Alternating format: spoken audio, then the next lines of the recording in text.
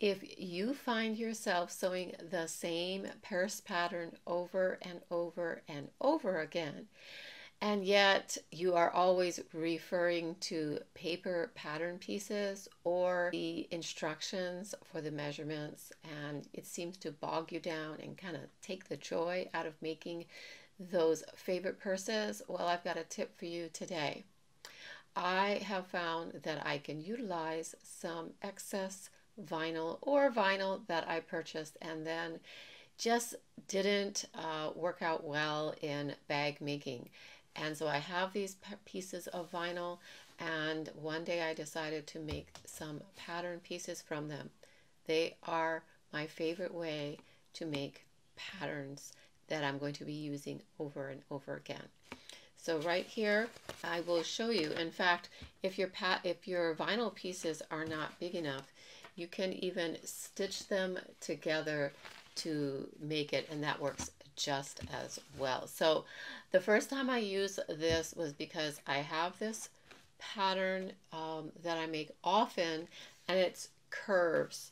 And so being able to draw the curves so I can hand cut out each piece with a scissors was really crucial for me to be able to make these bags quickly, because they do have to be cut out by hand with scissors. So this is, you can see this vinyl, and one of the keys is that you do want it to be able to be not so stiff. You can store it like this, you can roll it up. But on the other side, what I do is I put all of my information with a pen, a permanent pen.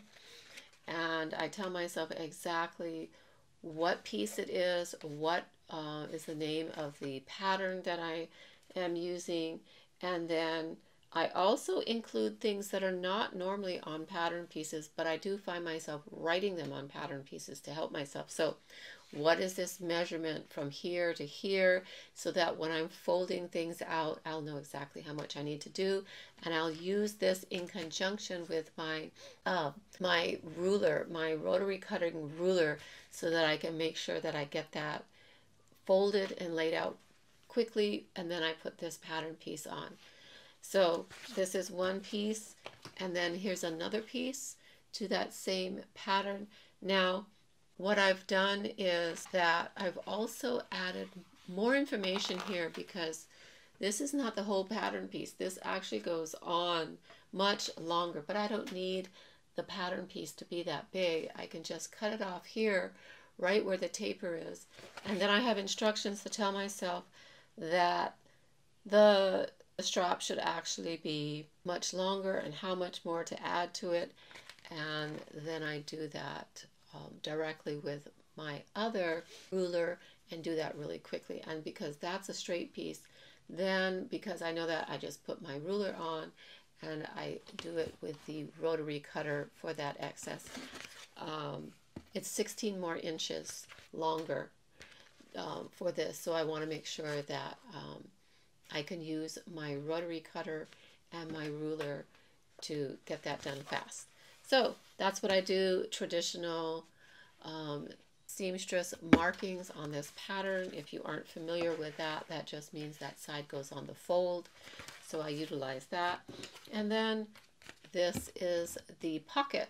So this pocket is at a slight angle.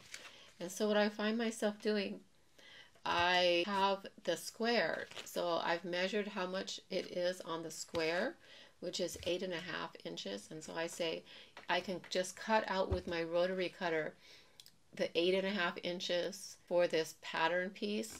And then when I lay this pattern on the squares, then I can quickly cut or trace out there. One of the things that I really like about using these vinyl pieces, and I actually have one over here which is a different vinyl, but it's got the same features that I really like. So one side is going to be probably slippery, and so when you put that on certain fabrics, that's something that is helpful on certain fabrics. The other side normally has woven and has a little grip to it. So if you have very slippery fabrics, then I put that side down and the pattern doesn't slip very easily. And this pattern doesn't really sit on my fabric for very long because I just grab a permanent pen. I have found that it is much easier on when you're working with mixed fabrics that aren't really even fabrics, they're vinyls, and so you get these backings that can be hard for chalk or pencil or a ballpoint pen even to leave a nice clear mark. So I have found that I had a bunch of these. This is a permanent pen, but it is quick and easy.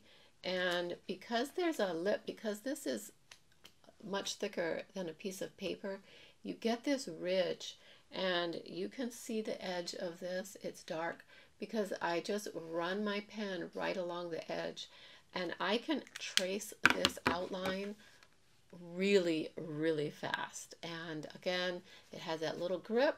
It's not going to slip so easily. I just put it down, press my hand on it, and go to town.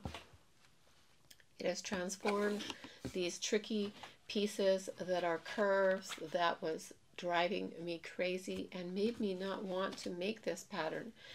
But this is one of my customers' favorite patterns for this bag, and these are the 3 pieces.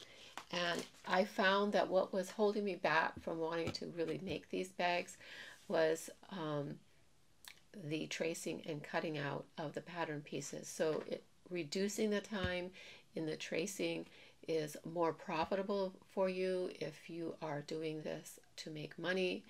And you can also make multiples of those very easily if you have somebody else cutting, and you can just give them their own set of pattern pieces.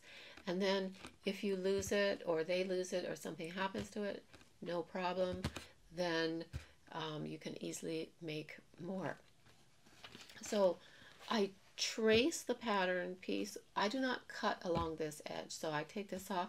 It's traced perfectly on there, and then I will either cut by hand, or in this case it has this taper, and the only part I cut with a scissors is this part. The rest of it I do cut with my rotary cutter, but it is really fast and easy, and I want to make sure I get this nice taper. I do add tips on here for myself and notes. And this is another one too. See, it's another pocket which can easily be reshaped into a square. So it's fast and easy for me to cut with my rotary cutter, 9-inch squares, and then I drop this on and whack the 2 sides and cut the top by hand after I trace this. So all these little adjustments that you can do really reduce the time of cutting and hands-on that you're just preparing the pattern for. It also makes each piece more precise, and the more precise that your pattern pieces have been cut out, then the more precise and more professional your final product is going to be. I even did it for this large piece. Now this large piece, I hesitated doing it, but there is a slight taper, and what I was doing was I was cutting and measuring and then doing the taper. And also too, sometimes you want to just throw this on, let's say if you have some scrap pieces, and see if you're going to have enough. And instead of measuring, I can just drop this pattern piece on there and see if I have enough, because sometimes visually it seems like it, but you're maybe a 1/2 inch or so off. So I went ahead and committed. Again, I've marked the top and bottom, and I have my measurements on there so that if I cut it, I can recheck and see if I've cut it out properly. And I have made this bag so many times that I don't need any instructions. So another thing that you can do, especially with a pattern that perhaps only has 1 piece. Now I made this pattern piece yesterday because I wanted to copy some clothing that I had. And I have this top that another maker made, and I've been wearing it for a long time. It's very faded, and so I'm not loving it as much because the colors are really muted. It's still just as soft as anything, but it's just this tank top, and it's something I just, it's a casual tank top I just wear around the house or wear to bed. And so I wanted to make a pattern piece from it because I have some beautiful double knit organic cotton in some fun prints that I wanted to make. So I used the same concept, and so I made it here. Now this requires a little bit more instructions, but if you've sewn before, if you've sewn clothing before, then you should be able to do this as well. I did make some modifications that I had always wanted to make on that, so it's not an exact replica. Of course, it's a half, so again, I have my marking there that this side goes on the fold. I have some extra stuff down here because I had been making, someone asked me to make a cover, a zippered cover for their pickleball paddle. And so it took a few times for me to figure that out, and that was that. So this was extra from this, and this vinyl is a little thinner than the other one, but it works just as well. And so I just have some instructions written straight on here with a ballpoint pen on what I'm supposed to do, and I'm telling myself you still need to bind this edge, and then I need some straps for the armholes and the straps up here. And then I have my instructions here. Well, what should I do first? And I tell myself what I should do. And that's it. And I had a lot of fun making this. So another thing too is to put your fabric in there and fold it on top. And then you'll know that goes with that. So let me show you the tops that I made with that. So they were really easy. Again, this is a double knit, so you can do things with double knit that you can't do with wovens, and one of them is not, you can just cut the edges. These have not been washed yet, so as I wash them, these little edges over here, these raw edges will curl and adds a little character. So this is the top that I made. Nice fun pattern. I did choose to bind the bottom, but again, you see there's no hem on this. This will just curl, and so that was fun. I got rid of my serger a few years ago because, well, as you can see behind me, there's a lot of clutter. I do not need something that I'm not going to be using at least once a year. So I sold that, and someone was very happy to get that and cleared it out. But a nice zigzag works fabulous on that. So that was one that I made, and I made another one, and I actually made it to match. I had enough. These are just scraps that I had. So some of them I was only able to make shorts, and some of them I could, this one I was able to make shorts and a tank top. So this was really fun. It's just fun, you know, and let's I don't know, let's have more fun. So same thing, and I used the contrasting edge for there. I did for the first time ever use a fold over elastic. The only reason I chose to do that is because somebody had gifted me with some that they thought they were going to use and never did, and so I tried it, and that was really nice. It gives a nice edge on there. And then I did the straps. So I have this, and then I do have matching shorts, but again, because I was making it with straps, I was short on the legs for the back. So the front is here, and on these, I did not put anything on there. I did not bind it, did not hem it. These will curl as I wash them.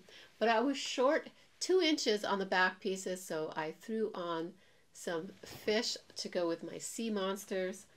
And then the top here, I will go over this pattern, this pants pattern. It's a simplicity pattern that is so easy to do and super comfortable. If you're wondering what to do with double knit,